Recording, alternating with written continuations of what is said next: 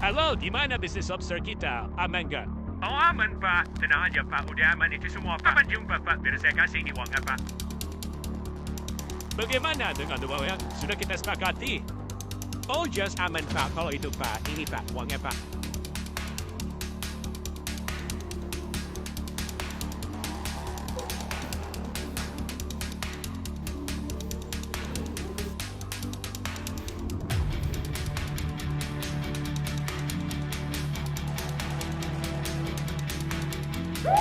Dari mana ya?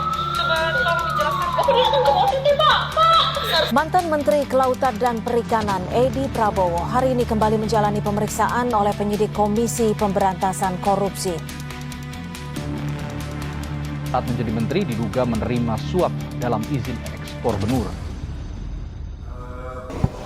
Sebagai Ketua Komisi 4, saya 5 tahun jadi Ketua Komisi 4. Jadi teman-teman, saya tidak bermaksud untuk menutup-nutupi, saya hanya bicara fakta.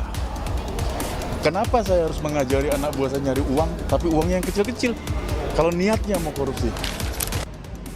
Kasus ini bermula dari kebijakan Edi Prabowo yang membuka kembali ekspor benih lobster melalui Permen KP nomor 12 tahun 2020. Kebijakan ini bertujuan meningkatkan ekonomi nelayan yang terkena pandemi, namun justru membuka celah korupsi.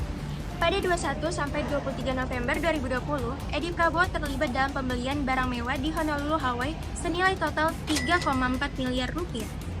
Barang-barang ini termasuk jam tangan Rolex, tas Louis Vuitton, dan juga sepeda mahal. Pada 25 November 2020, KPK menangkap Edi Prabowo di Bandara Soekarno-Hatta sepulang dari Hawaii. Total 17 orang ditangkap, termasuk istri Edi, asisten pribadi, dan beberapa pejabat KKP. Dalam kasus, sebagai Menteri Kelautan dan Perikanan, Edi Prabowo memberikan peran kunci dalam penetapan kebijakan ekspor benih lobster. Dia diduga menerima suap dari perusahaan yang ingin mendapatkan izin ekspor yang mentransfer 730 juta ke PT ACK dan sebagian disalurkan kepada Edi. Perannya adalah menciptakan lingkungan yang kondusif bagi praktik korupsi melalui pengawasan yang longgar dan kebijakan yang menguntungkan pihak tertentu. Proses hukum Edi Prabowo dimulai dengan penyidikan KPK, dilanjutkan dengan persidangan di Pengadilan Tipikor pada 15 Juli 2021. Pengadilan Tipikor memvonis Edi 5 tahun penjara dan denda 400 juta.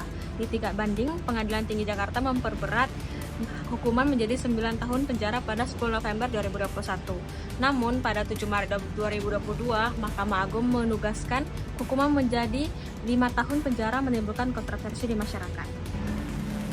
Dampak terhadap sektor perikanan, yang pertama ada eksploitasi sumber daya, yang kedua ada ketidakadilan ekonomi, dan yang ketiga ada kerusakan ekonomi. Apa saja implikasi sosial dan ekonominya? Yang pertama ada erosi kepercayaan publik, yang kedua ada ketimpanan ekonomi, yang ketiga ada kerusakan lingkungan, dan yang keempat ada citra internasional.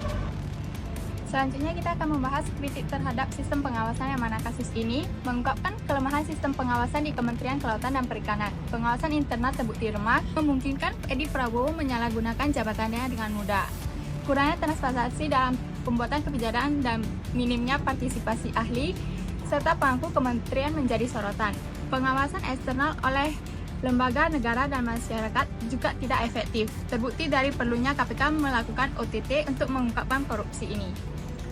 Kesimpulan dari kasus korupsi Edi Prabowo menunjukkan kelemahan dalam sistem pengawasan dan penegakan hukum di Indonesia. Untuk mencegah kasus serupa, diperlukan revisi UU Pemberantasan Tindak Pidana Korupsi dengan sanksi lebih tegas, pembentukan komite independen untuk mengawasi proses ekspor benih lobster, dan peningkatan edukasi publik tentang dampak korupsi.